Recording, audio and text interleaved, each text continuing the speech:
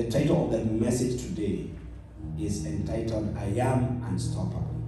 2 King, chapter number 6, verse number 25. And the Bible says that there was a great famine in Samaria. And indeed, they besieged it until a donkey's head was sold for 80 shekels of silver and 1/4 of a keg of dove droppings for 5 shekels of silver. And I want you to know that was bad. That there was a great famine in Samaria, and indeed they besieged it until the donkey's head was sold. It was very expensive, for 80 shekels of silver. And I don't know about you, I don't know whether there's anybody in this house who have ever consumed a donkey. But that time it was bad to the point, we are not even talking about the other meat, we are talking about the head of donkey was that expensive. The economy was not working in Samaria until the head of the donkey was sold for 80 shekels of silver and 1/4 of a cup of dove droppings. Dove droppings, because the dove was still there. The dropping that you see in your car and you wipe them out. That time it was expensive. People were consuming the droppings or the waste of a dove. And I know we went through a lot in 2020, but we didn't get to that level. It was bad. And the Bible says in the verse number 26, I want you to be attentive. Then the king of Israel was passing on the wall. A woman cried out to him, saying, Help, my lord, O king. The king, it was bad to the point where now the king had left the palace. He didn't have anything else to do. And he was walking around to see the people. And when he was passing by, because of the famine that was there in the land, the Bible says that the king of Israel on the wall, a woman cried out to king saying, Help, my king, O Lord. And he said, If the Lord does not help you, where can I find help for you? From the threshing floor or from the wine press? She was depressed. She was crying out for help. Then verse number 28 says, Then the king said to her, What is troubling you? Because the king also did not have an answer. He didn't know what to say. He said to the woman, What is troubling you?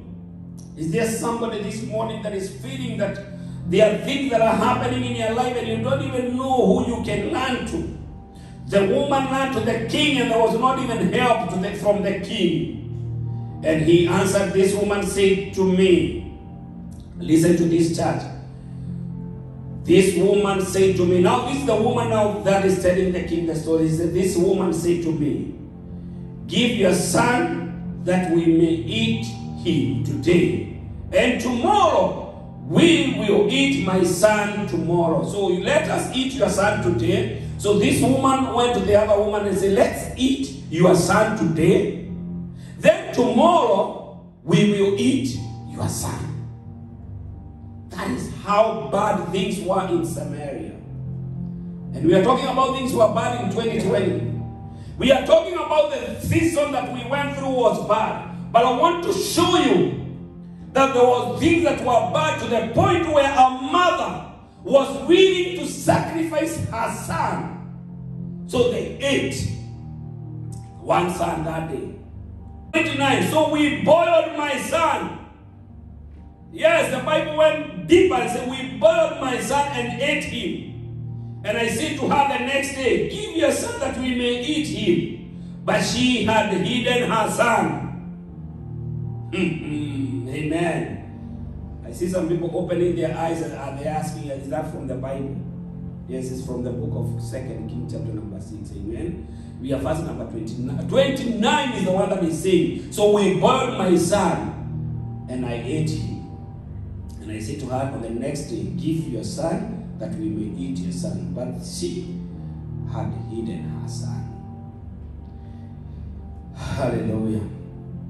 And verse number 30 says, now it happened when the king heard the word of the woman, that he tore his clothes, and as he passed on by the wall, the people looked, and there underneath he had sackcloth on his body. And now there was a prophet in the land. See, the problem is the church, when things go wrong, sometimes we run away from the presence of God or from the sermons of God. But let me give you a second church this morning. When things are bad and when things are into that level where you don't know what to do, the closest people that you need to be is to go to the servants of God, because they listen to God. Now there was a prophet by the name of Elisha. And Elisha, we know that he had received a double portion from prophet Elijah. So this man of God, this prophet, was not a joke. And he was in the land at that moment.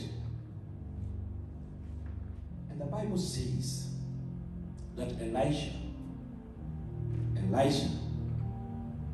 he spoke a word. And I want you to continue all the way to chapter number 7. Now, let's go to chapter number 7. I told you, I want you, when you go home, I want you to read the whole story. But chapter number 7, then Elisha said, hear the word of the Lord. Now this is the servant of God prophesying. He said, hear the word of God. Thus says the Lord, tomorrow about this time, a shear of fine flour shall be sold for shekel, and 2 shears of barley for a shekel at the gate of Samaria. Now when things were so bad, the Bible says that Elisha came and stood at the gate of Samaria and prophesied. And he said, tomorrow at this time, that whatever you guys will be looking for head of donkeys, but tomorrow you are not going to be looking for the head of the donkey, because tomorrow you're going to be enjoying your chapatis in Jesus' name. And they could not believe it. And even the officer that was told that word, he said that even though the windows of heaven open, I don't think this can happen. And Elisha told him, because I'm speaking a word and you're not believing it, and you're not even hiding it, and I'm a servant of God, you will see it happen, but you will not eat it. Let me say something. If the Lord speak a word, if you have been prophesying in your spirit, church, you need to take that word and learn with it. Because if you do not believe that word, if the word is spoken of your life and then you don't learn with it, there may come a time where you'll be told that you're going to see it happening, but you may not enjoy the benefit of it. Now, the Bible says, now the word has been already prophesied by the servant of God. Hallelujah. And verse number 3 said, now there were 4 lepers at the entrance of the gate. And they said to one another, why are we sitting here until we die? They say, if we say we will enter the city, the famine is in the city, and we shall die there. And if we sit here, we will also die. Now therefore, come, let us surrender ourselves to the army of the Syrian. If they keep us alive, we shall live. If they kill us, we will also die. So there were 4 lepers that were waiting at the gate. And the reason that these guys were sitting there, because you know that if you're a leper, you are an outcast. You are not supposed to interact with others. You are supposed to stay at the gate. You are supposed to stay outside where other people do not live. You are not supposed to mingle with them. You are allegiant in the society. And these guys, even though they were lepers, they had a fellowship. They were staying together. They were fellowshipping together. And they said to one another, this famine, we don't get anything to eat. We are sitting here. Why do we have to just sit down here and die here? Let us all take a move. So that if we go to the city and fight the enemies, if they find us, they'll kill us, at least we tried. But if we sit here, we will only die here without trying. Praise the Lord. And I want us to focus on these 4 lepers today. So the Bible says about this guy, 4 lepers. They were sitting at the gate. And there was famine in the land, and I told you the intensity of the famine and how things were. So this was not a laughing matter. Things were bad. They were extremely bad. But the Bible says that these 4 lepers, they were sitting there at the gates. They were sitting at the gates. Praise the Lord. So what is the purpose of the gate? Every time you see a gate in the city, it's not just put there for decoration.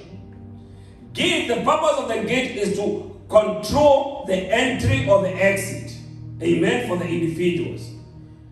And in the Bible, we find that the prophets used to go out and cry at the city gates. Praise the Lord. And the kings, sometimes they used to go out there and make judgment at the gates. So the gates were not just something. There was some meeting that were being done outside the city gates. So the gates are for controlling the movement of what comes in and what goes out. Praise the Lord. And you see, when we talk about the gates, or which is also the doors, the gates are also meant for controlling the season. We come from the season of pain. When you get into the other season of joy, there's a gate that controls the season. But for you to get in, you have to go past the gates. And sometimes we don't see the gates, and we step in by the gate, and we are stopped by the gates, and we don't see the other season. The reason why sometimes we don't get to our destiny, or the reason why we don't get to our full potential in life, is because we see the gate, but we don't see what is on the other side of the gate. Maybe as I'm speaking this morning, there's somebody that is just seeing the gate, and what you're seeing right now, you're just seeing the door that is standing between you and your miracle. Maybe it's somebody that has been standing between you and your prosperity, and all you see is the gate. But I want to show you that gates, they are used for exit and for entry. Praise the Lord. So now, that's why these guys were staying there at the gates. And the Bible says that they say to one another, why are we sitting here? And we're going to die anyway. These guys were so hopeless. These guys had come to the end of themselves. And they said that right now, it doesn't matter our weakness. It doesn't matter whether people like us or not. It doesn't matter whether we can be able to interact with others or not. But what we're going to do, we are going to make a move. We are going to make a move. So the lesson number 1 that we learned from these lepers, they were unstoppable in their progress. Praise the Lord. And this morning I am praying in the name of Jesus that you will be unstoppable in your progress. When you get to school, when you get to a certain program, you're going to be unstoppable in Jesus' mighty name. When you get to investment, you're going to be unstoppable in Jesus' name. When you come to serving God, you'll be unstoppable in the name of Jesus. When you come to progress in life, you will be unstoppable in Jesus' name. And what requires you to be unstoppable is for you to have your mindset set in a way that you know that no matter what, you are going to make it in Jesus' name. The Bible says that you're going to be the head and not the tail. Hallelujah. Why do you have to settle for less? And the Lord has said that you're going to be unstoppable. Amen. When you know that there is a force that is behind you that is greater than any other force in this universe, and that is the power of the Holy Spirit, you will be unstoppable in Jesus' name. Amen. Look at your neighbor and say, neighbor, I am unstoppable right now. Hallelujah. Because the lepers, look at these guys. First of all, there is a definition that was put in them. According to the society, these guys were outcasts. According to the definition of others, these guys were losers. According to the definition of the world, these guys were never in a place of anything that they could not amount to anything. And I don't know what definition that other people have given you. Maybe you grew up knowing that for you will never mount up to anything. Maybe you grew up in a negative environment in your life. And everything that you try to do, it comes back to the word that was spoken to you in the past. Maybe the circle of your friends that's allowed your life, they never believe in you that there's anything that you can do. And you feel like every time you try to move, they even tell you, and those words even come back to you, that there's nothing that you can be able to do. But these guys knew that even though they were lepers, they say we are going to take a risk. If we die, let us go and die. Praise the Lord. But we are not going to stay in the status quo. And the Lord is looking for men and women in this house today who will never settle for less and who will never stay in the status quo. People who are ready to shift with God when the Lord is moving. And somebody that will say, I am unstoppable in my progress. Amen. Is there any dream that you had in the past? Probably it was halted by COVID-19. Probably it was halted by the distrust of your friends and people that surround your life. But the Lord is saying that this season of August, He is renewing your strength, that you're going to be unstoppable in Jesus' name. I want you to know and mean it that you're going to be unstoppable. Amen. Praise the Lord. Because the limit, some of the limits that we have, they are internal limit and external limit. Can you hear me, somebody? Some people are the ones that put the internal limits to themselves. The way you speak to yourself. Your word limits you. Your belief system limits you. But the Lord is saying that this morning, you got to know that these lepers were not good-looking people at this particular moment. Nobody wanted to be associated with them. They were smelly because they had not taken shower for a long time. On top of that, they have not eaten because there was famine in the land. And on top of that, they didn't even have people who come to visit them because they had nothing to give. So maybe when you look at yourself, you reject yourself and you feel like you are not worthy of anything. But the Lord is saying that if you believe it and you know that you are unstoppable, hallelujah, it doesn't matter. There will be no junior or senior demon that will stop your progress in Jesus' name. That was the internal. But then there was also external forces of other people, the way they were defining them, calling them lepers, calling them that they are outcast people who stay outside the gate. But this did not matter to them. They knew that they were unstoppable. Amen. Lesson number one from the lepers, they were unstoppable. Lesson number two from these guys, the four lepers. They were fearless. Amen. They were fearless. They were fearless. They say they did not allow the unknown cripple, the unknown situation to discourage them. They were fearless and they were ready to go forth and receive whatever they will receive. They said, if they go and kill us, we are ready to die. Amen? That's a very strong statement. Knowing that, you know what, we are not even just going there because there's good things that have been promised over there. I am going there to say, if the enemies, if they want to kill me, let them kill me. They were fearless. Praise the Lord.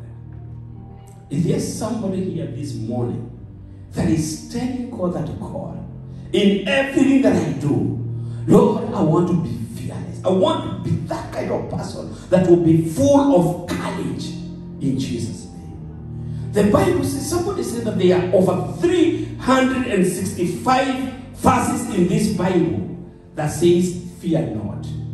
Meaning, every morning when you wake up, you can be saying, fear not. And you start your day. Amen? Fear not.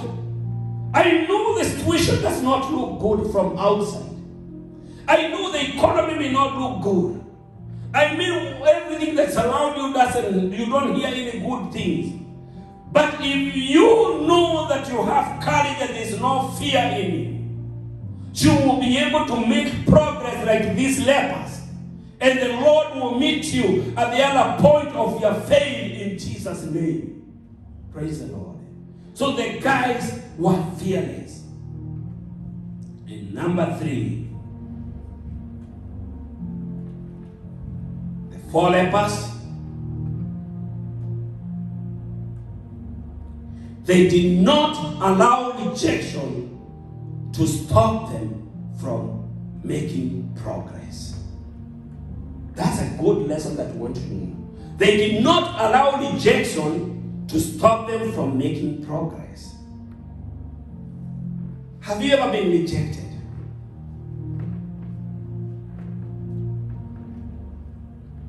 See, when you have a dream, one of the things that you have to face in life is rejection.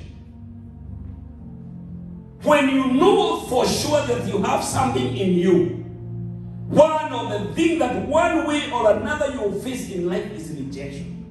But the problem is, most people when they face rejection, they die because of rejection, or they just cease their dream because of rejection.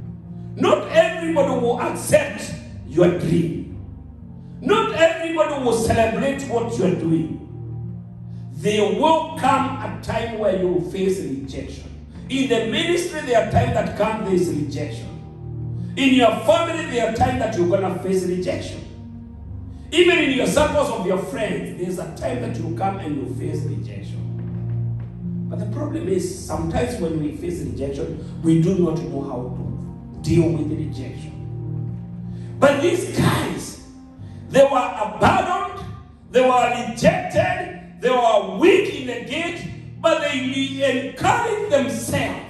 And they say that the fact that we are rejected doesn't mean that our mind has been disabled. Praise the Lord.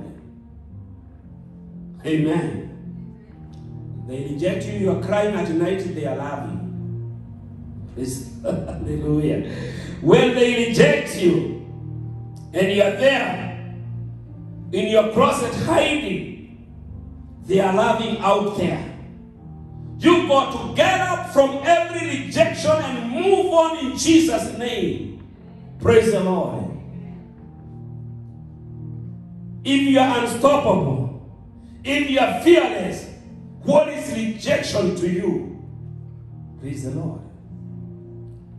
So they learned, these guys, they learned that even though they were rejected, that did not stop them from making any progress. Amen. So even though if you ever face any rejection in life, it doesn't mean that you're going to stop dreaming or making progress.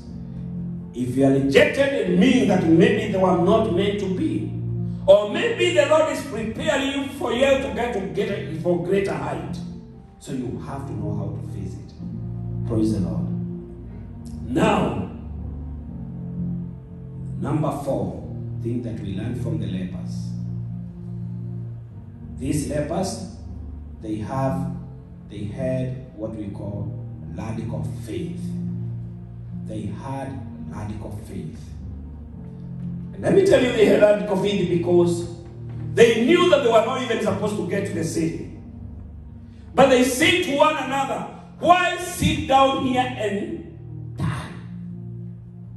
They said, we are going to make the progress and we are going to move into the city. And once we get there, whatever will happen, but we cannot sit down here at the gate and die.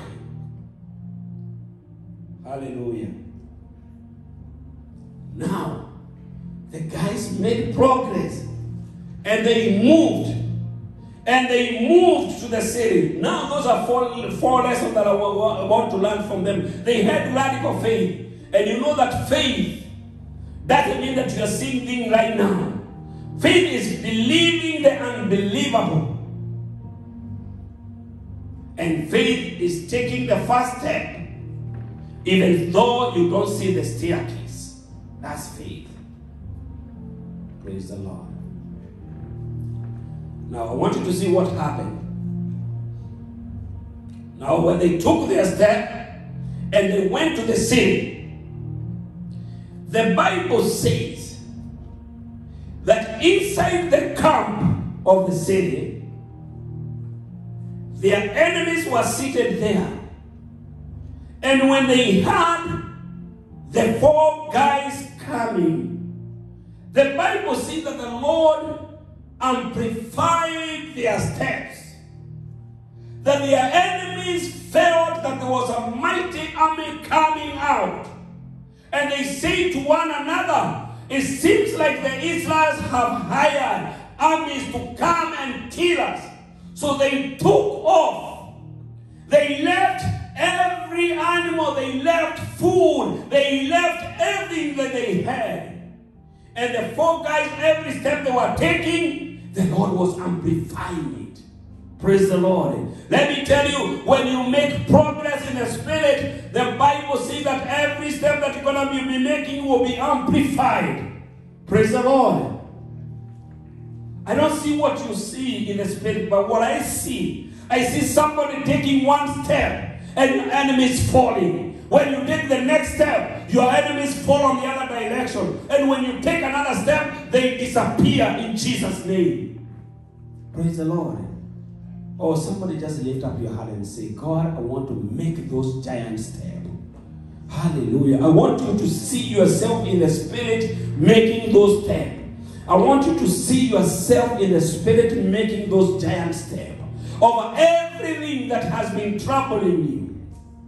Everything that has been standing between you and your miracle.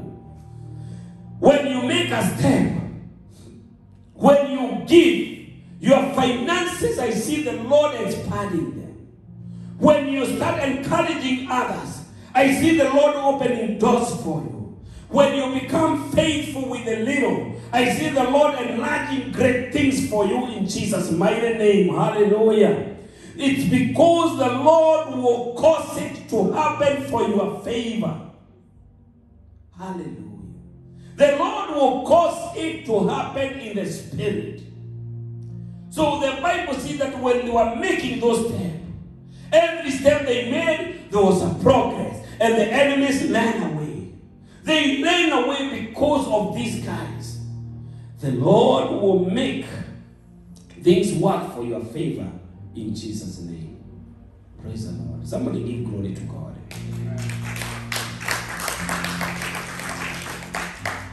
Hallelujah. Now the Bible says that when they started walking, making small steps and progress in the spiritual realm, there was creation that was happening. So church, every time you take a step, you are creating something in the spiritual realm. So if you sit there and don't move, there's no creation that is happening in the spirit. But if you move, you are creating. You don't have to be a sprinter. You can even make baby step. But as far as you are making baby step, Do you see somebody? As far as you're making baby step, what you're doing in the spiritual realm, you are creating. When you take your Bible and you start leading even baby step, you are building your faith. When you start sharing the word of God with others, you are making progress in the spirit. When you start forgiving, you are creating something in the spirit. When you start loving others, you are creating something in the spirit. When you start even just loving God and spending time with God, you are creating something in the spirit. And this guy said, why sit down here and die here?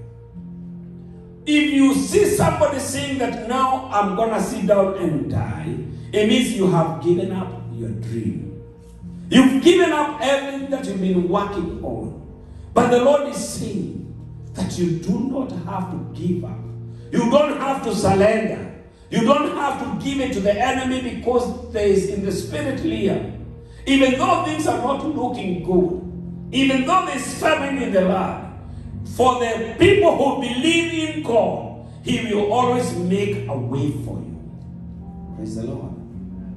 So whatever takes others' ears, the Lord will make sure that because you trust in Him, He is going to give you months instead of years for it. Amen. And whatever takes others months, the Lord will make sure that you get it in weeks. Whatever makes others weeks, you're going to get it in days. And whatever takes other people's days, you're going to receive it in minutes and seconds. In Jesus' name. Hallelujah. Now the lepers were sitting there, waiting, and just saying that we cannot die here. We needed to make some progress. And the same thing, I want you to see the Bible says about Esther. Esther told Mordecai that if I sit here, our people will be killed. But what I needed to do, Esther said, I need to go and talk to the king, because if I sit here, my people will be killed. But now, if I go there, let me also be killed together with them. She took that step of faith. And the same thing is what the lepers say. That if we sit at the gate, we're still gonna die. But if we make progress, if God have favor on us, we're gonna live. And the Bible says that when they went there, they went to the camp and they found food. They found everything, because the enemies, they ran and they left everything for them. And the guys went there and they started eating. They ate. And they ate. And you know, they have not eaten for days or months. After they finished dining, they say to one another, whatever we are doing is not right. Because we are just eating only by ourselves. And our people are dying out there. Now what we need to do, before even in the morning comes, we need to get up and go back and tell people the good news. Because there's something that is happening here. There's food in the house of God. Praise the Lord. People are dining here. There's encouragement. There's hope in the house of God. Why should I sit down here by myself? Why should I just be feeding by myself? I need to go out there and tell people to come and receive in Jesus' name. Hallelujah, church. You know, you don't have to sit and feed by yourself. If you know that you've been fed in the house of God, if you know that you've been encouraged in the house of God, if you know there's hope in the house of God, if you know there's healing in the house of God, if you know that things are happening in the house of God, why eat by yourself? You need to get up and go to the world. You need to go to the community. You need to go to your neighbors and tell them that you don't have to die by yourself. You don't have to sit there and be depressed. You don't have just to stay here. You need to come and receive your healing in the name of Jesus. Amen. And you can use your phone. Hallelujah. You can use your social media. You can use your voice to encourage others and bring others to the house of God.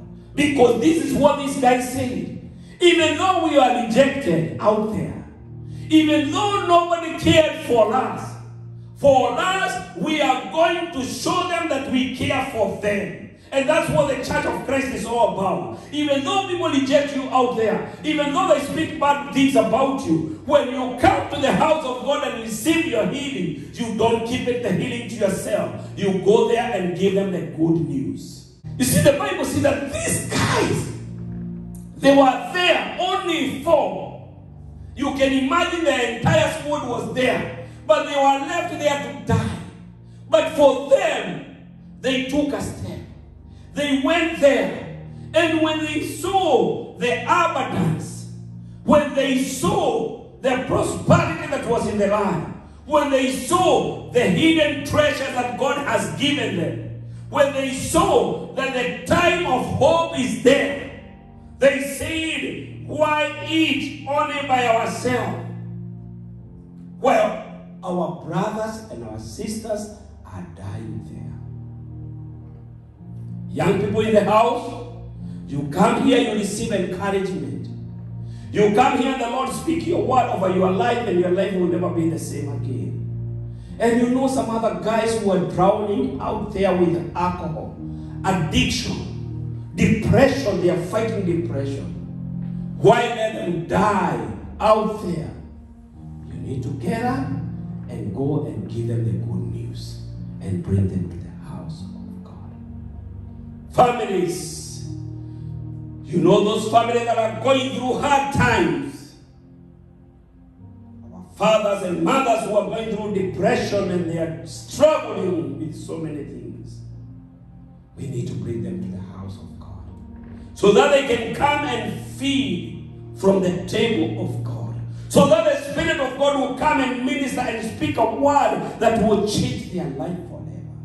They'll never see that even though we've been rejected, even though nobody cared for us, this time around, we are going to be the big corner. We are going to be the carrier of the good news. They got up and they went to the city and they told them that this is what is happening. Even though nobody was believing in them, they say now this time, wherever we are, we have nothing to lose. And they followed them. And when they went back, everybody saw what was going, and they knew that this was a good news for them. It was a great day for them. I come to declare to somebody today that this month of August will be the month of great news. There are some great things that are going to be open. There are some great treasures that are going to be open. The Lord will cause your eyes to open, that you may see things that are hidden in Jesus' name.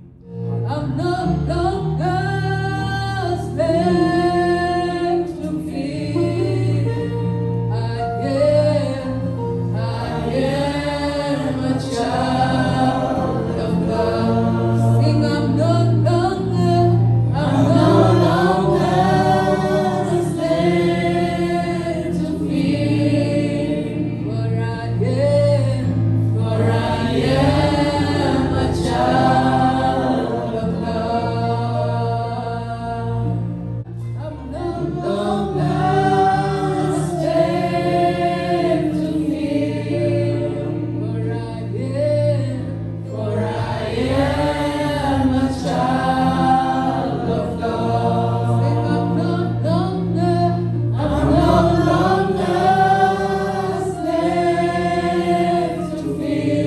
slave to fear. I am a child of God. I'm no longer a slave to fear. For I am a child of God. I'm no longer a slave to fear. For I am a child of God. Somebody just open up your mouth and you worship the Lord as you sing and praise Him in the Spirit. In the name of Jesus, praise Him in the Spirit. Praise Him in the Spirit. Praise Him.